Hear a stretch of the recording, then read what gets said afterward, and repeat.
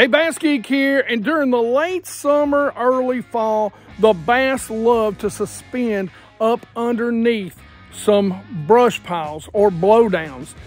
Now the problem is on my lakes, they can be 5 or 10 foot off the bottom. So flipping or pitching or dropping a worm, sometimes they just won't follow it down. What do? I'm about to show you. Why do they do this? Well, during the summer, the thermocline tends to push up. So late summer, they may have to be up super shallow. Like we've seen this, even though this lake can be 120 feet deep in places, be at 15 feet. So the bass aren't really gonna go down that low, or at least not and stay there. So they get up into these shallower bushes or under this shallower, heavy cover because there's not a lot of docks and marinas on this lake.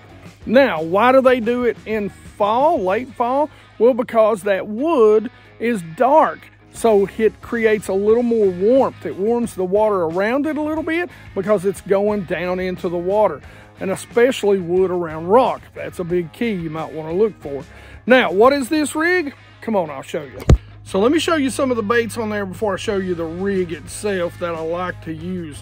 And probably one of my favorites is this right here. This is the Yum Finesse Worm. And this is Green Pumpkin Blue Flake. This is probably my go-to. I don't like, depending on how much brush there is, I don't like a lot of wings and flappers and all that stuff. So I like to keep it nice, slim and trim. And I'll follow that up. Another great worm is the Yum Dinger. And again, this is Green Pumpkin Blue Flake. Then you can downsize with the Yum Ned Dinger. Something that you all may not know about the Ned Dinger is there's actually a hollow spot in that tail. I don't know if you can see, it's a little lighter to make it stand up, but we're not going to be using it like this today. We're going to be using it like this. This is also Green Pumpkin Blue Flake. You getting any ideas about what one of my favorite colors is? Now, this is from Great Lakes, and this is the drop worm in clear shad. And if there's a lot of shad in the trees with them, you know you got to throw the sonar minnow in clear shad. Now, I know I told you I don't like a lot of flappers and movement, but there are a couple that if I'm throwing around, you know, sparser, lighter cover, that I am going to use. And geeks, this is great to let it fall and swim and then let it go all the way to the bottom and swim back up. And this is Yum's Pulse in bone. Now these things do have a nice tight wiggle.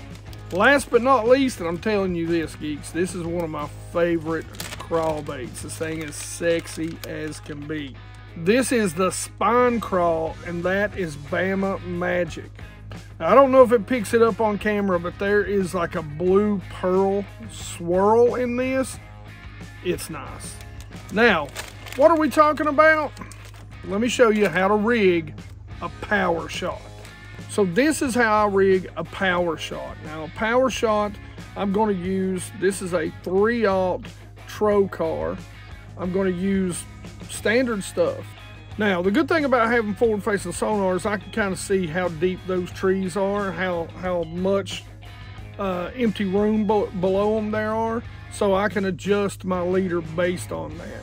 Now, they will follow down a lot of times, so I'll kind of tie on, you know, kind of the average of where I'm finding the fish, how deep they are. You know, a lot of times you'll see they're at a pretty consistent depth, and you'll be able to go find those trees that have that depth that they want to be at, and that's where you'll target.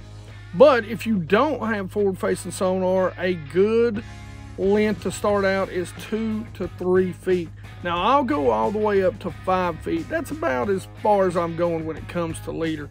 Today we're going to go about 3 foot. And no pit scene knot today. Today we're going to tie the good old Palomar.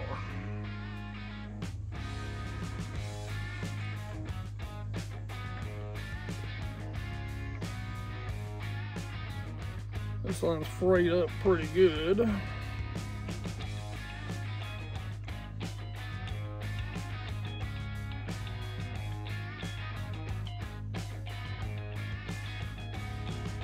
And the Palomar, you just cross over, come through, bring your hook through, and then cinch down. Give it a little bit of love and just tighten that bad boy down. Now, since we're power shotting, anytime you power shot or you drop shot, you go ahead and pass your line back down through.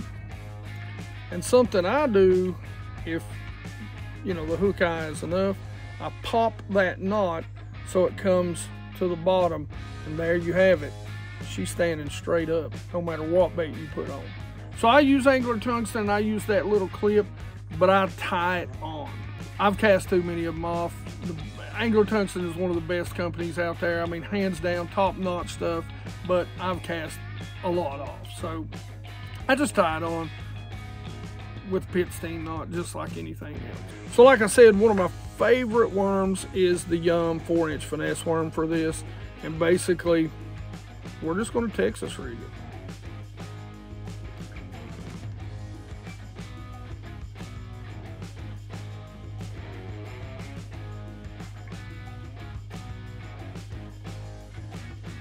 Get it up on the hook. Look at where that hook's going to come out.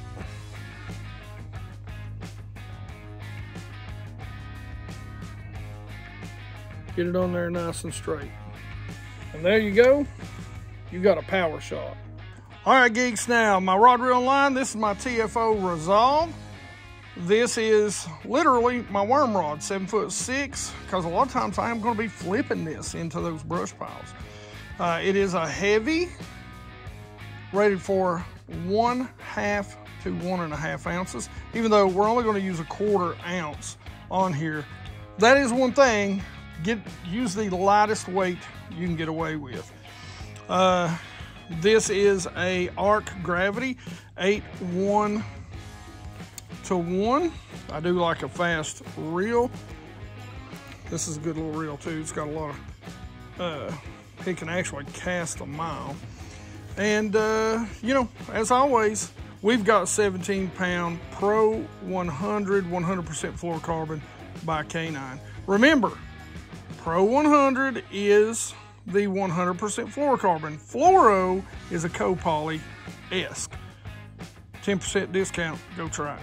All right, fishing geeks, listen, I love my Camus. You guys all know that. I pay a pretty penny for it, and I want it to do its job when it's on the water. And that's why I use ionic batteries in this bad boy. One of the things that I absolutely love is the Rod Locker 16-volt battery. Comes with its own charger, and I've got a discount right here. Go check that bad boy out. Fishing geeks, a lot of times what I'll do with this is I will literally pitch it into the tree. So a lot of times I'll just grab the weight and pitch it over there. Sometimes I'll stay back off of it if it's a little less dense and just cast it out. But if it's really dense and I'm really wanting it to drop through some heavy cover, a lot of times I'm gonna get pretty close and I'm gonna pitch it right in there. Once it's in there, I let it go all the way to the bottom. Now you can bring it up, especially, and this is a trick, you know, that they use for smallmouth all the time. You know, we used it today for some smallmouth, is I'll bring it up, that weight will let it sit there, and you can shake that worm, and that weight will hold it a little more in place. You can bring it up, you can let it sit down, shake it, hop it, you know, bring it up and pitch it in again. 90% of the time, I mean, there's 100 ways to retrieve this. 90% of the time though, I'm just pitching it over there, letting it sink through those trees, let it go to the bottom, shake it a little bit, bringing it out, just like pitching a jig. Now when it comes to hook set, if you feel a nibble, you set the hook and you get him coming up out of there. Set the hook, you're cranking and he's coming out, and then you're just gonna lip him or hop him in the boat, either one. But you're using heavier line, you're using a good heavy hook, get that bass to the boat. You gotta turn his head on the hook set, you gotta set it hard and get him coming up out of that stuff, because if you don't, He's gonna get you wrapped up.